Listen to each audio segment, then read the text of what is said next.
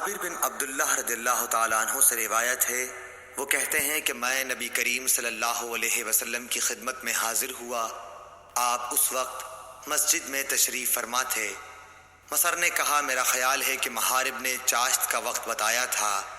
حضور اکرم صلی اللہ علیہ وسلم نے فرمایا کہ پہلے 2 رکعت نماز پڑھ، اور میرا حضرت صلی اللہ علیہ وسلم پر کچھ قرض تھا جسے آپ نے ادا کیا اور زیادہ ہی دیا۔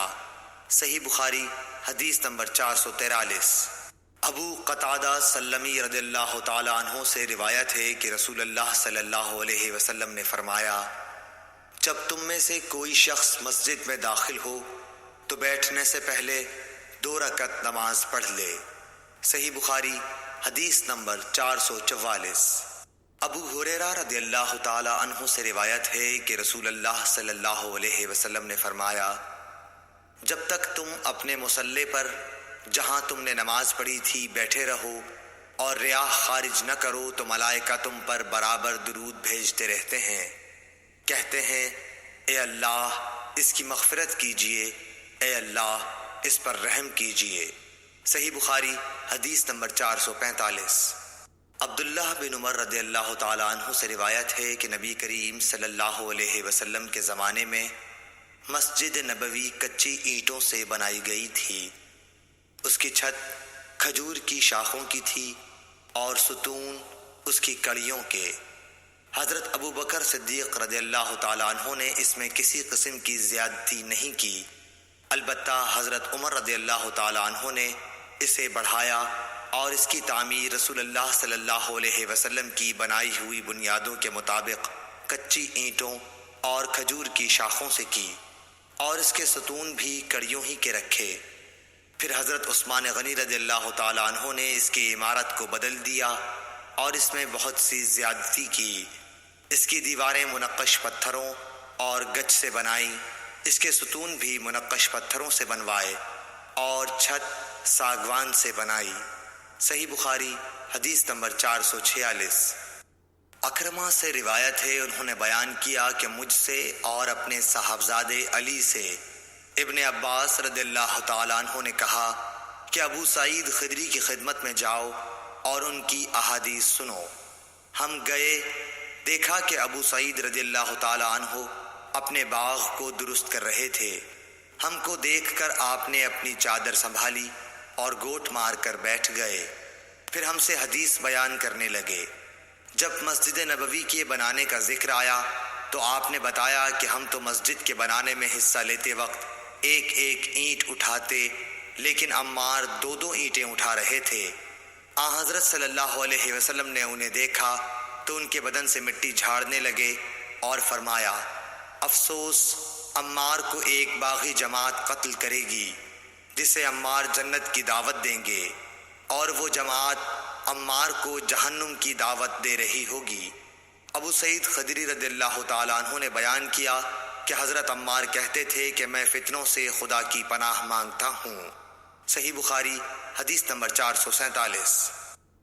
سہل رضی اللہ تعالیٰ عنہ سے روایت ہے کہ نبی کریم صلی اللہ علیہ وسلم نے ایک عورت کے پاس ایک آدمی بھیجا کہ وہ اپنے بڑھئی غلام سے کہیں کہ میرے لیے ممبر لکڑیوں کے تختوں سے بنا دے جن پر میں بیٹھا کروں۔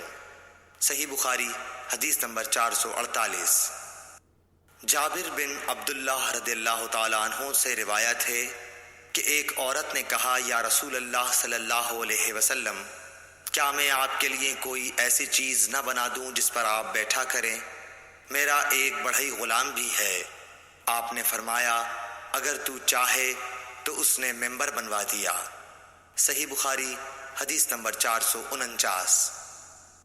عبید اللہ بن اسود خولانی نے حضرت عثمان بن عفان رضی اللہ تعالیٰ عنہ سے روایت کیا ہے کہ مسجد نبوی کی تعمیر کے متعلق لوگوں کی باتوں کو سن کر آپ نے فرمایا کہ تم لوگوں نے بہت زیادہ باتیں کی ہیں، حالانکہ میں نے نبی اکرم صلی اللہ علیہ وسلم سے سنا ہے کہ جس نے مسجد بنائی بکیر۔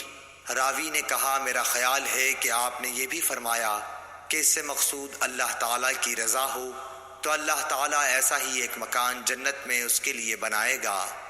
صحیح بخاری حدیث نمبر 450۔ سفیان بن عینہ نے کہا کہ میں نے عمرو بن دینار سے پوچھا، کیا تم نے جابر بن عبداللہ سے یہ حدیث سنی ہے کہ ایک شخص مسجد نبوی میں آیا اور وہ تیر لیے ہوئے تھا؟ رسول اللہ صلی اللہ علیہ وسلم نے اس سے فرمایا کہ ان کی نوکیں تھامے رکھو۔ صحیح بخاری حدیث نمبر 451۔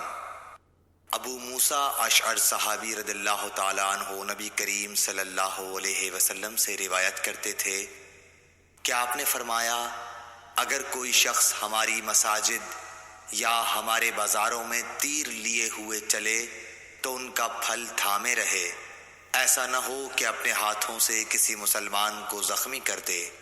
صحیح بخاری حدیث نمبر 452۔ عبد الرحمن بن عوف نے حسان بن ثابت رضی اللہ تعالیٰ عنہ سے سنا، وہ حضرت ابو ہریرہ رضی اللہ تعالیٰ عنہ کو اس بات پر گواہ بنا رہے تھے کہ میں تمہیں اللہ کا واسطہ دیتا ہوں کہ کیا تم نے رسول اللہ صلی اللہ علیہ وسلم کو یہ کہتے ہوئے نہیں سنا تھا کہ اے حسان، اللہ کے رسول کی طرف سے مشرکوں کو اشعار میں جواب دو، اور اے اللہ حسان کی روح القدس کے ذریعے مدد کر۔ ابو ہریرہ رضی اللہ تعالیٰ عنہ نے فرمایا، ہاں میں گواہ ہوں، بے شک میں نے حضور سے یہ سنا ہے۔ صحیح بخاری حدیث نمبر 453۔ عروہ بن زبیر نے حضرت عائشہ صدیقہ رضی اللہ تعالی عنہ سے روایت کیا ہے، حضرت عائشہ نے فرمایا، میں نے نبی کریم صلی اللہ علیہ وسلم کو ایک دن حجرے کے دروازے پر دیکھا۔ اس وقت حبشہ کے کچھ لوگ مسجد میں نیزوں سے کھیل رہے تھے، ہتھیار چلانے کی مشق کر رہے تھے۔ رسول اللہ صلی اللہ علیہ وسلم نے مجھے اپنی چادر میں چھپا لیا تاکہ میں ان کا کھیل دیکھ سکوں۔ صحیح بخاری حدیث نمبر 454۔ حضرت عائشہ رضی اللہ تعالی عنہا روایت کرتی ہیں کہ میں نے نبی کریم صلی اللہ علیہ وسلم کو دیکھا جبکہ حبشہ کے لوگ چھوٹے نیزوں بھالوں سے مسجد میں کھیل رہے تھے۔ صحیح بخاری حدیث نمبر 455۔ عمرہ بنت عبد الرحمن نے حضرت عائشہ رضی اللہ تعالیٰ عنہ سے روایت کیا ہے، آپ نے فرمایا کہ بریرہ رضی اللہ تعالیٰ عنہا لونڈی ان سے اپنی کتابت کے بارے میں مدد لینے آئیں۔ حضرت عائشہ رضی اللہ تعالیٰ عنہا نے کہا کہ تم چاہو تو میں تمہارے مالکوں کو یہ رقم دے دوں اور تمہیں آزاد کرا دوں اور تمہارے اولا کا تعلق مجھ سے قائم ہو۔ اور بریرہ کے آقاؤں نے کہا عائشہ رضی اللہ تعالیٰ عنہا سے کہ اگر آپ چاہیں تو جو قیمت باقی رہ گئی ہے وہ دے دیں اور ولا کا تعلق ہم سے قائم رہے گا۔ رسول اللہ صلی اللہ علیہ وسلم جب تشریف لائے تو میں نے آپ سے اس امر کا ذکر کیا۔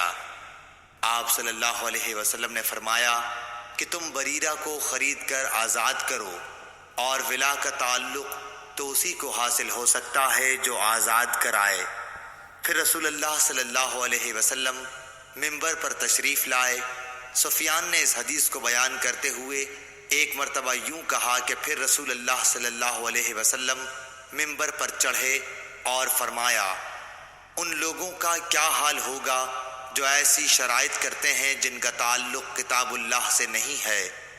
جو شخص بھی کوئی ایسی شرط کرے جو کتاب اللہ میں نہ ہو، اس کی کوئی حیثیت نہیں ہوگی اگرچہ وہ 100 مرتبہ کر لے۔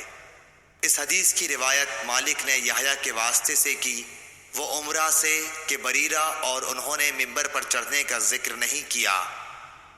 علی بن مدینی نے کہا، یحییٰ بن سعید قطان اور عبد الوہاب نے یحییٰ بن سعید سے، انہوں نے عمرہ سے ایسے ہی روایت کیا، اور جعفر بن عون نے یحییٰ بن سعید سے یوں نقل کیا کہ میں نے عمرہ سے سنا، انہوں نے کہا میں نے حضرت عائشہ سے سنا۔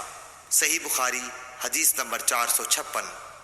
کعب بن مالک نے مسجد نبوی میں عبداللہ بن ابی حضرت سے اپنے قرض کا تقاضا کیا، اور دونوں کی گفتگو بلند آوازوں سے ہونے لگی، یہاں تک کہ رسول اللہ صلی اللہ علیہ وسلم نے بھی اپنے حجرے سے سن لیا۔ آپ پردہ ہٹا کر باہر تشریف لائے اور پکارا، کعب! کعب رضی اللہ تعالی عنہ بولے، ہاں حضور، فرمائیے کیا ارشاد ہے؟ آپ نے فرمایا کہ تم اپنے قرض میں سے اتنا کم کر دو۔ آپ کا اشارہ تھا کہ آدھا کم کر دیں۔ انہوں نے کہا یا رسول اللہ، میں نے بخوشی ایسا کر دیا۔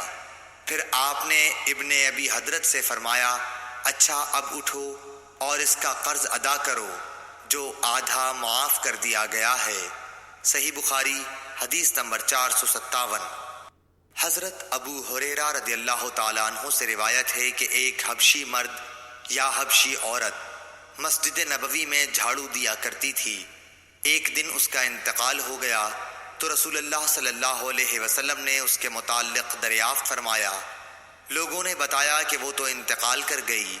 آپ نے اس پر فرمایا کہ تم نے مجھے کیوں نہ بتایا، مجھے اس کی قبر بتلاؤ۔ پھر آپ قبر پر تشریف لائے اور اس پر نماز پڑھی۔ صحیح بخاری حدیث نمبر 458۔ حضرت عائشہ رضی اللہ تعالی عنہا فرماتی ہیں کہ جب سورہ بقرہ کی سود سے متعلق آیات نازل ہوئیں تو نبی صلی اللہ علیہ وسلم مسجد میں تشریف لے گئے اور ان آیات کی لوگوں کے سامنے تلاوت فرمائی۔ پھر فرمایا کہ شراب کی تجارت حرام ہے۔ صحیح بخاری حدیث نمبر 459۔ حضرت ابو ہریرہ رضی اللہ تعالیٰ عنہ سے روایت ہے کہ ایک عورت یا مرد مسجد میں جھاڑو دیا کرتا تھا۔ ابو رافع نے کہا میرا خیال ہے کہ وہ عورت ہی تھی۔ پھر انہوں نے نبی کریم صلی اللہ علیہ وسلم کی حدیث نقل کی کہ آپ نے اس کی قبر پر نماز پڑھی۔ صحیح بخاری حدیث نمبر 460۔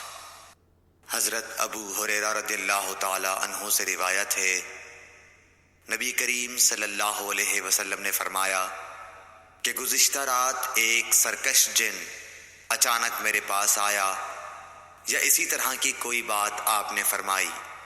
وہ میری نماز میں خلل ڈالنا چاہتا تھا، لیکن خداوند تعالیٰ نے مجھے اس پر قابو دے دیا، اور میں نے سوچا کہ مسجد کے کسی ستون کے ساتھ اسے باندھ دوں تاکہ صبح کو تم سب بھی اسے دیکھو۔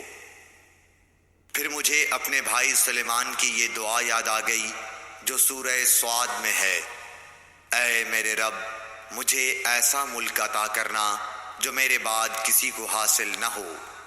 راوی حدیث روح نے بیان کیا کہ آن حضرت صلی اللہ علیہ وسلم نے اس شیطان کو ذلیل کر کے دھتکار دیا۔ صحیح بخاری حدیث نمبر 461۔